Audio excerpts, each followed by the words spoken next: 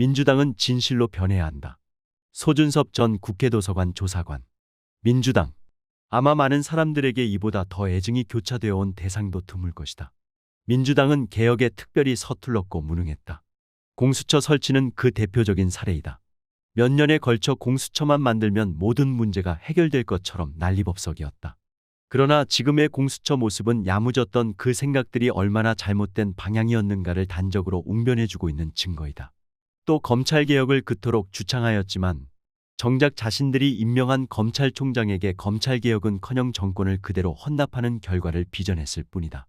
그런가 하면 도대체 혁신의 히읗자도 찾아볼 수 없었던 혁신위원회가 아무 일도 하지 못하는 와중에도 유일하게 한 가지 대중들에게 강렬하게 각인시켜놓은 결과는 불체포 특권 포기였다. 검찰 정권 수립 이래 가장 큰 목표가 정적 잡아넣기였는데 민주당 자신이 만든 혁신위가 그 비단기를 깔아주었으니 이 무슨 해괴한 일이란 말인가. 모두가 잘 아는 바와 같이 오스트리아 합스부르크 왕가는 자신들의 혈통을 지키고 가문의 이익을 다른 가문과 절대 나누지 않기 위하여 근친혼을 거듭하였다. 그리고 이런 동종교배로 인하여 스스로 멸망하고 말았다.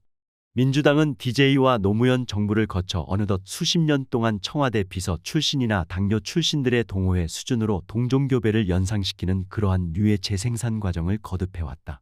당내는 언제나 그 어떠한 거부나 저항도 부재한 채 이심전심, 초록동색의 풍토와 분위기로 충만되었다. 이로써 우수한 인물이 내외적으로 진입하고 양성될 수 있는 토양은 근본적으로 존재할 수 없게 되었다. 민주당은 그렇게 스스로의 운명을 옥죄어왔다. 숲도 다양한 수종으로 이뤄진 숲이 건강한 법이다. 동종교배와 더불어 이미 상당 정도로 기득권화한 결과이기도 했다. 필자가 국회에 근무하면서 그들을 직접 만나고 관찰하면서 느꼈던 점은 민주당 의원을 포함해 당뇨나 비서진 다수가 개혁에 아예 무관심하거나 조롱하는 풍토가 근저로부터 뿌리 깊게 작동되고 있다는 사실이었다. 대중들에게 잘 알려진 민주당의 한중견 의원을 사적으로 몇 차례 만났던 일이 있었는데 그는 몸만 민주당에 있을 뿐 그 사고방식은 철두철미 보수 쪽 그 자체였다. 많은 민주당 의원들이 유사한 상황일 거라는 추측이 가능하다. 많은 사람들이 민주당에 다 고만고만 도대체 인물이 없다고 입을 모아 말한다. 모두 그만한 이유가 있었다. 이번 당대표에 대한 체포동의안 가결 과정에서 찬성표를 던졌던 그룹이 사전에 당대표와 당대표 및 공천권 문제를 거래했다는 언론 보도가 줄을 잇는다.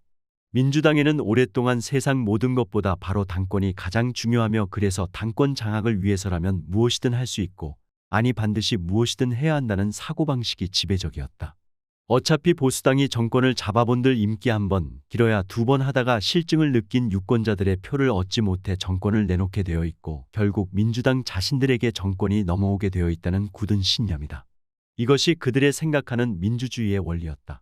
그러니 바로 민주당의 당권만 굳건히 잡고서 기다리고 있으면 권력이란 꿀단지는 자연스럽게 자신의 수중에 넝쿨째 굴러들어온다는 사고방식이 지배하고 있었다.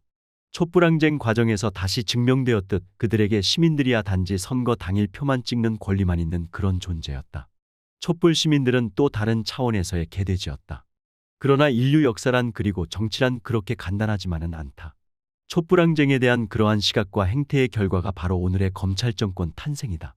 지금의 검찰정권은 역사상 프랑스 대혁명 직후 불과 1년여 만에 혁명 세력이 전복된 유명한 테르미도르 반동 컨벤션 더미도리언의 재현으로 평가할 수 있다.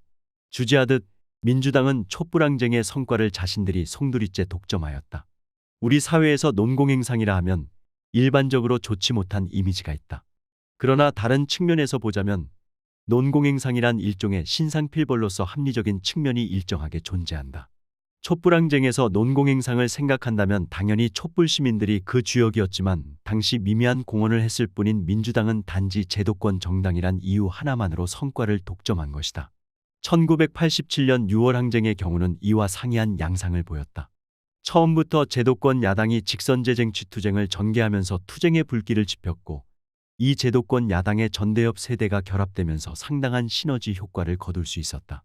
반면 촛불항쟁에 거의 역할이 없었던 민주당은 권력을 단순히 독점했을 뿐만이 아니라 촛불 시민 세력을 철저하게 차단하고 단절한 것이었다.